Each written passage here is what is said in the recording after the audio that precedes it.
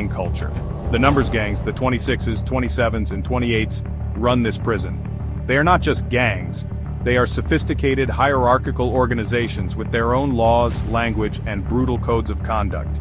For many inmates, joining a gang isn't a choice, it's a necessity for survival.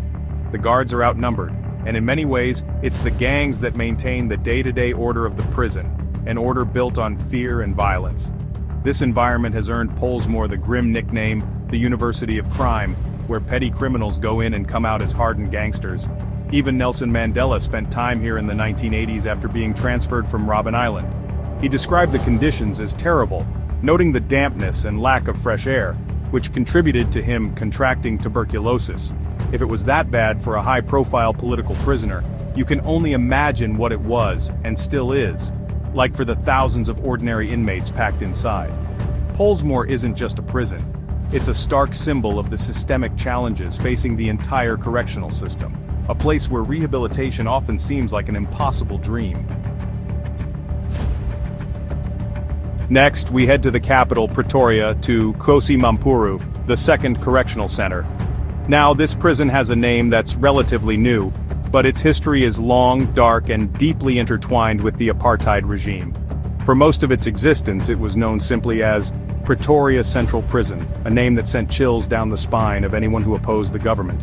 This was more than just a place to lock people up. This was a political weapon. Its most feared section was the hangman's noose, the official site of capital punishment for the apartheid state.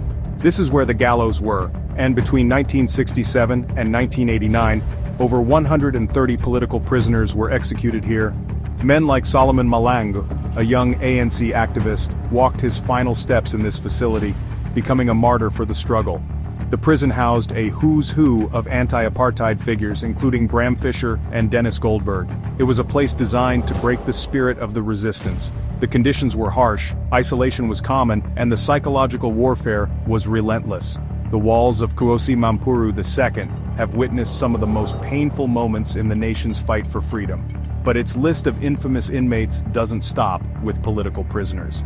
In the post-apartheid era, it has housed some of South Africa's most notorious modern criminals. Think of primeval Eugene de Kock, the commander of the apartheid death squads who served his sentence here, or Oscar Pistorius, whose trial captivated the world.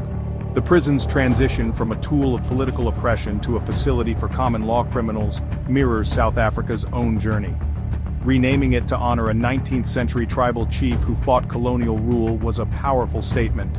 But the prison's dark history remains etched into its very foundations. Now let's talk about a prison that holds a unique place in history. Drakenstein Correctional Center, which was formerly known as Victor Verster Prison. Located near Paarl in the Western Cape, this prison is famous for one primary reason. It was the final prison to hold Nelson Mandela. But you know, his experience here was unlike any other prisoners in the country, or maybe even the world. After being moved from Pollsmoor, Mandela wasn't thrown into a general population cell. Instead, he was held in a private house complete with a swimming pool right on the prison grounds. This wasn't an act of kindness, it was actually a strategic move by the apartheid government. They were beginning secret negotiations with Mandela and the ANC, and they needed a controlled, isolated environment to conduct these talks. This house became the nerve center for the transition to democracy. It was here that Mandela met with government officials, laying the groundwork for his release and, really, the end of apartheid. It was, in essence, a gilded cage. He had more freedom than any other prisoner, able to receive guests and move around the property. But he was still very much a captive, separated from his comrades and the outside world. From this very prison, on February 11, 1990, Nelson Mandela took his first steps as a free man, a moment broadcast live across the globe. A statue now stands on that spot, marking the end of his 27-year incarceration. Today, Drakenstein operates as a medium-security facility, but its legacy is dominated by those final years of Mandela's imprisonment. It serves as a strange and powerful reminder that prisons can be more than just places of punishment. They can become epicenters of political change, where the future of a nation is negotiated behind stone walls and razor wire. Our next stop takes us to the coastal city of Durban, to Westville Prison.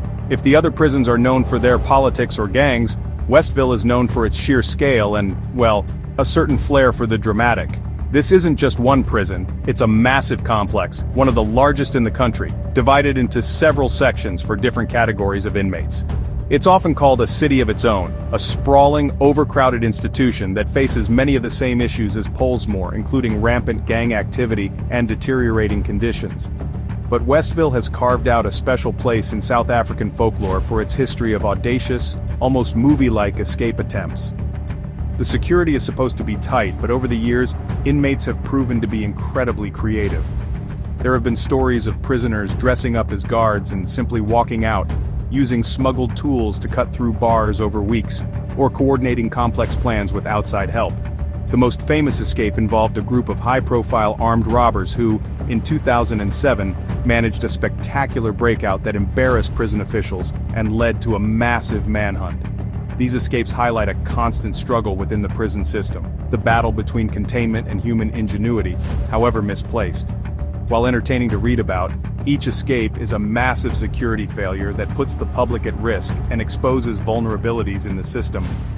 Westville Prison stands as a testament to the immense challenge of managing such a large and volatile population. It's a place where the daily grind of survival is occasionally punctuated by bold dashes for freedom, reminding everyone that no matter how high the walls are, the desire to be on the other side is a powerful and sometimes successful motivator.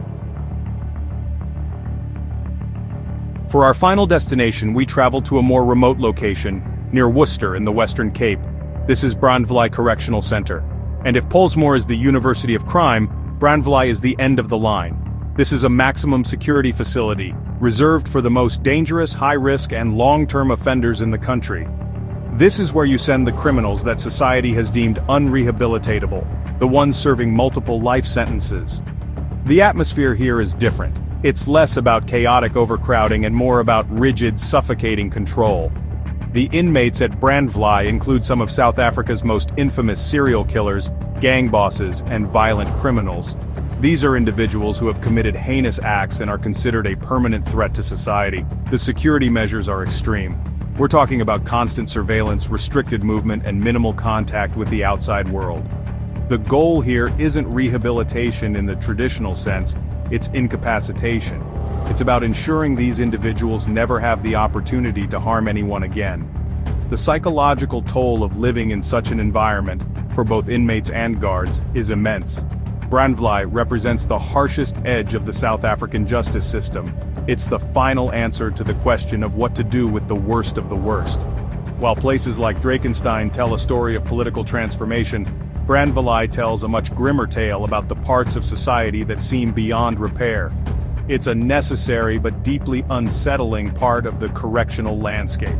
It's a stark reminder that for some, the walk to freedom is not an option, and the gate only locks one way inwards. So there you have it, a look inside the iron heart of South Africa's prison system.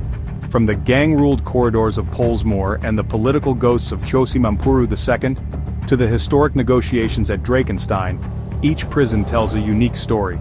They are more than just concrete and steel, they are microcosms of South Africa itself, reflecting its struggles with violence, its painful history of oppression, and its ongoing, complicated journey toward justice and reconciliation for all its people.